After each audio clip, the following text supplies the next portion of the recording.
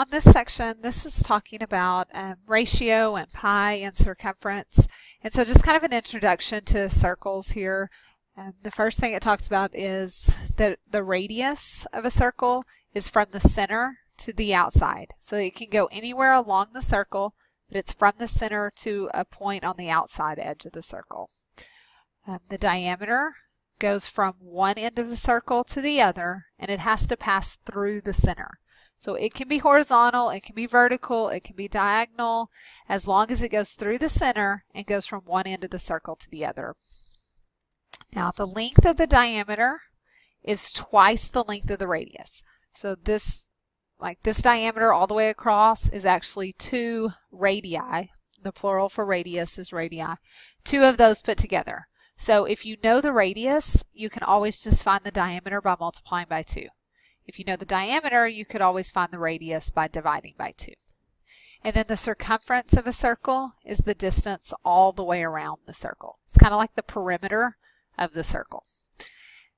What we figured out, we did some activities and read a book, and what we discovered is that for every circle in the whole world, that if you take the distance around the circumference and you divide it by the diameter. So if you tried to take this diameter and fit it all the way around the circle, it will always go 3 times and then have a little bit left over. And that is where pi comes from. Pi, we're going to round to 3.14, or sometimes we're going to use 22/7. Okay, we discussed in class a little bit more detail about what pi was and how it was discovered and those type of things. But basically, whenever you take a circumference and you divide it by diameter of every single circle, you're going to get pi, which is 3.14 or 22/7. And this just talks about that circles are proportional. Obviously, every single circle, if it's a true circle, looks exactly the same. So you could set up proportions dealing with your circumference and your diameter and your radius. So that is kind of what this first section was about. And then we just kind of did these notes together on it, doing some practice problems as a group on it. So then we went on to talk a little bit more about circumference. And if we have the diameter or we have the radius, we're using these formulas to find the circumference. So anytime we're using these formulas, I'm really picky about you have to show me your steps. You have to show your work on these.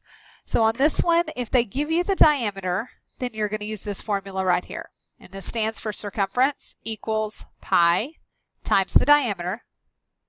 And if they give you the radius, then you're going to use this formula, which is 2 times pi times the radius. Which, remember, this diameter is the same as 2 of the radii put together. So these two formulas match. This one just has 2 radius instead of the diameter. So 2r instead of d. Other than that, it matches the same. So the way we're going to do this is we will write the formula. Since this one gives me diameter, I'm going to write the formula. It's the way I'm going to do every single one of these problems. Now, if this number, the radius or the diameter, whichever one they give you, if it is a multiple of 7, then you're going to use 22/7 for pi. If it is not a multiple of 7, then we're going to use 3.14. So for this one, we would use 3.14 for pi, and then we just plug in 8 for the diameter. Now, since we have letters here, we don't want to put an X for time sign because it makes it look like one of these variables, and we don't want to do that.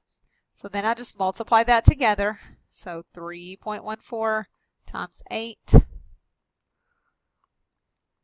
2 numbers to the right of the decimal point. So 25 12/100 inches would be the circumference. If they give me the radius, then I'm going to use this formula instead.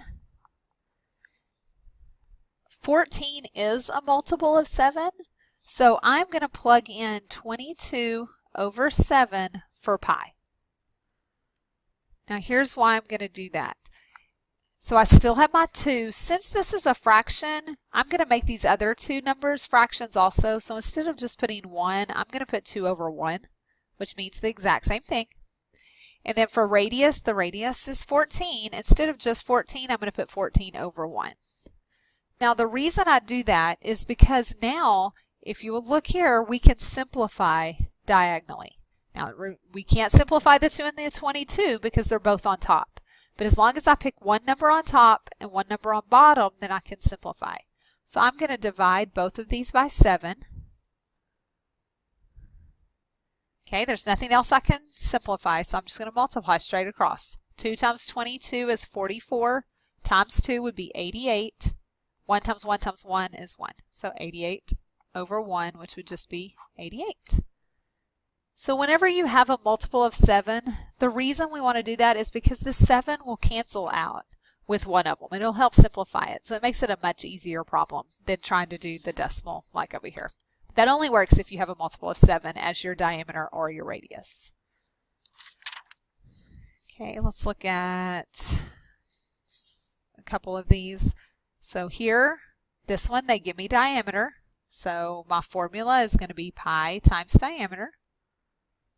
So it is not a multiple of 7, so I'm going to use 3.14 times 25. And then I just multiply those two together to get my answer. Here they give me the radius, so I would use the formula C equals 2 pi r. I'm going to plug that 2 in. I'm going to plug in 3.14 for pi and 4.8 for the radius. And then I just multiply those three numbers together. So here, again, they give me radius, so I would do 2 pi r. 2 times, this is not a multiple of 7, so I'm going to use 3.14 times 7.5. And then just multiply those three together to get the circumference. Down here, it says find the missing measurement to the nearest hundredth. They give me the circumference, and I want to know the diameter and the radius. So if I'm looking for the diameter, once I find one of them, I can easily find the other. If I find diameter first, then I just divide it by 2 to get radius. If I find the radius first, then I multiply it by 2 to get the diameter. So I am just going to go ahead and use pi d and find the diameter first, because that formula is a little bit easier than the circumference one. Okay, so I'm going to plug in what I know. So I know that the circumference is 78.8. It's not a multiple of 7, so I know pi is 3.14 times the diameter. So if I'm looking for the diameter, then I need to get the d by itself. And we've solved equations, so we're going back to what we remember about that. So if I want d by itself, I have to get rid of the 3.14. Since this is multiply, to get rid of it, I would divide. So I'm going to divide this side by 3.14. And so then I could divide those two to get my diameter, which, let's see what it was. 25.1. So my diameter is 25.1.